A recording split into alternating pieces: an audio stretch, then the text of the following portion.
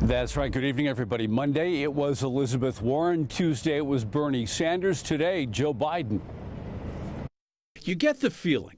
I know I'm called Middle Class Joe. There's no place this former vice president would rather be than in a union hall. So, folks, I promise you one thing.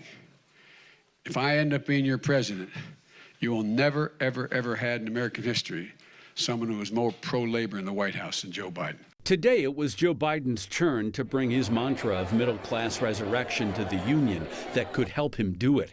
The culinary, 60,000 members strong, is the backbone of Las Vegas's resort industry. It is valuable support come election time. The Q&A got right to business. This is Chad, a cook at Margaritaville. Will you support the 40% tax on our health care? That's a reference to the so-called Cadillac tax on high-quality health care the culinary has fought for and won. For this union, the tax, part of the Affordable Care Act, is an issue.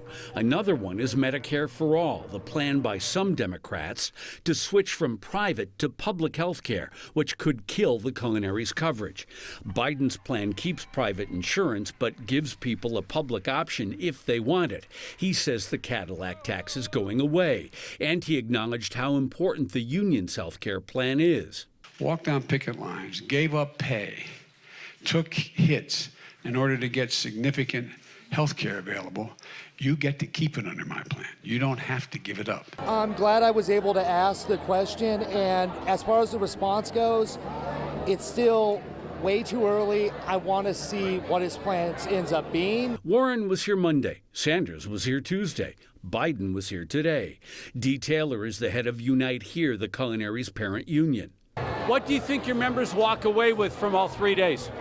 Well, one thing, I think it's good that they had access. I think they probably learned some of their positions. A valuable 3 days for a union that flexes political muscle.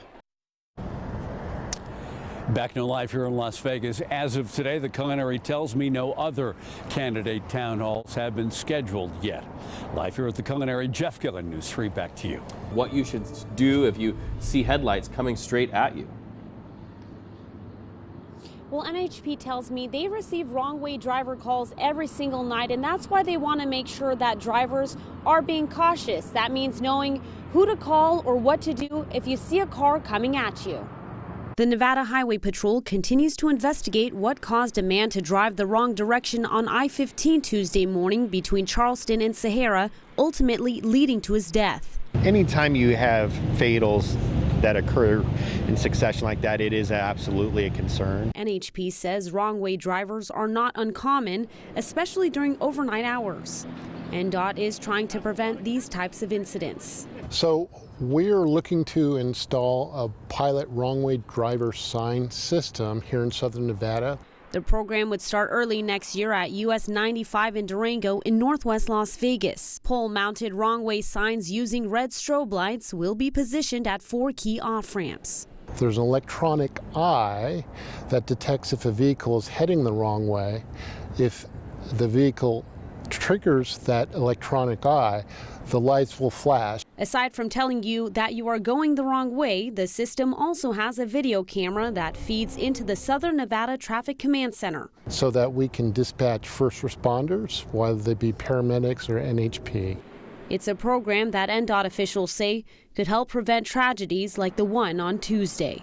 If there's even a chance that it could save a life, then it's an investment worth making. NHP says there are ways you can be proactive as well. We always recommend that if you're traveling overnight or when it's dark outside, if you need to pass in the far left travel lane, pass, but don't hang out in that lane. You can look down at these reflectors that are on all the lane dividers. And if the reflectors are white in color, you're going the right direction. If they're red in color, you're going the wrong way and you need to get yourself turned around immediately. Now, NHP continues to gather details to figure out why this driver was going in the wrong direction, and that accident did cause some damage to the interstate. NDOT will squeeze northbound I-15 down to 2 travel lanes between Charleston and Sahara. That will be from 9 tonight to 5 in the morning. Reporting live, I'm Tiffany Lane with News 3. In the Homeless Project. Las Vegas, host city to the world. She's pretty at night, lit up. This is the face we put on for visitors. When the sun comes up, down Fourmaster, down Las Vegas Boulevard, downtown, the face changes. These faces emerge. People who came here because of the lights and, for one reason or another, found instead the streets and stayed there. People like Chad, who, when I ask him who he belongs to, answers, the Earth, I guess. I mean, I don't know. Chad belongs to the Earth, but everywhere he goes, the Earth does not belong to him. He lives on someone else's property, and like as many as 5,000 to 6,000 homeless people in Las Vegas, squats on dirt and sidewalks where it's now illegal to camp, to sleep, if there are shelter beds available. That ordinance passed and will be enforced February 1st. People are going to die enforcing this. This ordinance is criminalizing poverty, plain and simple. If you vote yes, shame on you. Take a step and do something and stop talking about it. We cannot have more meetings. November 6th, City Hall in Las Vegas makes the case for the ordinance. Business owners who have had to clear feces and needles before opening their doors. Homeowners who have to clear out homeless camps just to get out of their driveways. Firefighters who have to chase fires in the night set by squatters. And against the backdrop of the city's argument, real human stories. My name is Leah Justine Aird, and I currently reside nowhere. Am I really breaking the law? Am I supposed to follow the law of a city that has thrown me away and refuses to look at me anymore? Ask the mayor and she'll tell you she has looked at homelessness for 20 years without a fix. So she says her ordinance draws the first line in the sand. Her attorney arguing, you don't get a pass from every law because you're homeless. At the center of the law, beds. If people sleep on the street, when there are beds available, they'll be punished. So we tried to count the beds. 300 at the city's courtyard, 102 at Salvation Army, Shade Tree at 204, Catholic Charities 524, and the Las Vegas Rescue Mission 150. 1,280 beds on any given night. The city claiming as many as 6,500 people lack permanent housing. So you do the math. Once the beds are full, the ordinance is not in effect. So I asked the mayor, what's the point of it in the first place? What it has done, and I'm so thrilled by it. The conversation is raw right now. Everybody is talking about it. And I say, we fill our 1,000. What are you doing in the rest of the unincorporated Clark County? What are you doing North Las Vegas? What are you doing any community? Mayor Carolyn Goodman says this ordinance and the deficits in services and funding it exposes sends a message to Clark County, North Las Vegas, and Henderson. It's saying to everybody, yeah, we can handle the 1,000. How are you helping with this? I asked the mayor about action. The clock is ticking. Citations will be issued in just a matter of weeks. She admits everything in this ordinance is still being worked out. Translation mechanisms for reporting beds available and getting people to those beds don't yet exist. That is still in flux. It has to be. So while the details are in flux, the devil of homelessness stays real for Chad and Damon and Georgia and Bob and thousands of others. People with bad luck in Las Vegas. People who live in the shadows of lights that brought them here. All right, so our commitment a year. Tough questions, holding leaders accountable. You might have missed it on your daily planner, but today is National Fossil Day, of course, a time to recognize the importance of paleontology and preserving prehistoric finds. And as luck would have it, we have a big one to tell you about in our area. In tonight's special report, Dino Discovery. News 3's Denise Rosh with the 240 million year old find. Oh my gosh. Spend any amount of time at Lake Mead and you probably know the fish. It's amazing that they just all clump up. The aggressive carp that call the marina home.